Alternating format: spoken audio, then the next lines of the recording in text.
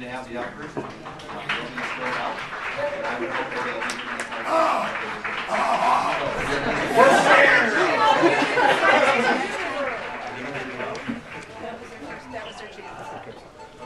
I'll get on the floor if it means I'm allowed to speak. As I was reading the paper, it says that including Act 10 will allow local governments to maintain services by lowering employee compensation costs. Several criticisms have been raised concerning this claim, as well as more generally in the current aid policy. Some of these criticisms expressed in public testimony are summarized in the following points. A significant portion of payroll reductions may occur.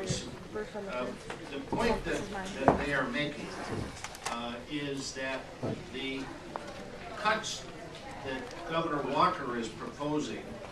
You are all complicit in moving Governor Walker's anti-public education budget forward. We are here today to vehemently oppose this education budget and the process by which you have rammed this budget forward.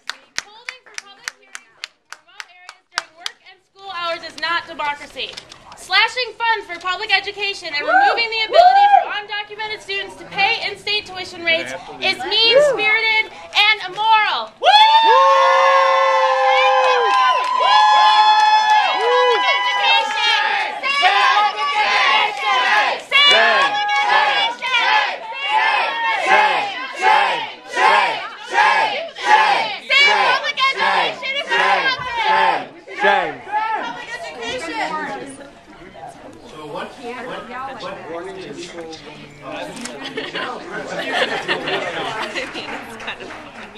Behind the administration's approach was that despite aid reductions, changes to the current level of local government services could be made minimized because changes in employment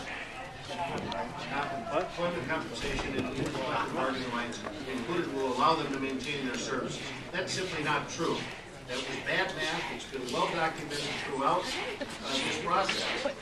And the release from the League of Municipalities points out that the proposed local savings cover only 61% of funding cuts. That means that those communities that do not have sufficient opportunity to return those compensation costs are going to have to cut their local services. That means the communities that have Senator Darling and Assemblyman Voss, you are complicit in moving Governor Walker's anti-public education budget forward. We are here today to vehemently oppose this education budget and the process by which you have rammed this budget forward. Holding 4 public hearings in remote areas during work and school hours is not democracy. Slashing funds for public education and not democracy. Woo. Let her speak. it's only one time for your tomb, so you're doing okay. Not counting it against the multiple opportunities. Then I'll start over.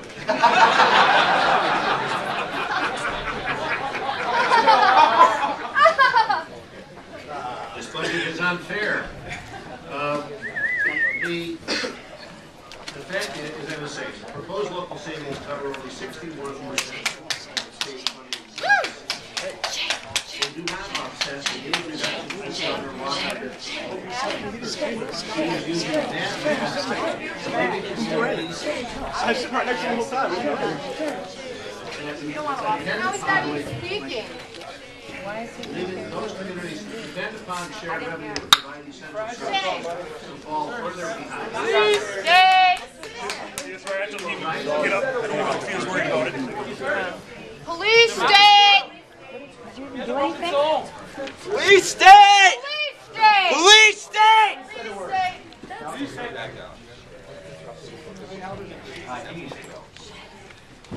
Oh, you're talking about me, boss? I need to go? I need to go? Is that what you're saying, Roger? Oh, he needs to go? I was saying that person can say a thing. That person can say a thing and it still drags out. Police state! I wasn't even planning on getting dragged out. I like that they're pulling Sharon, in the history of this state, tradition of this state, provided shared revenue so that there was an equal opportunity to provide essential services.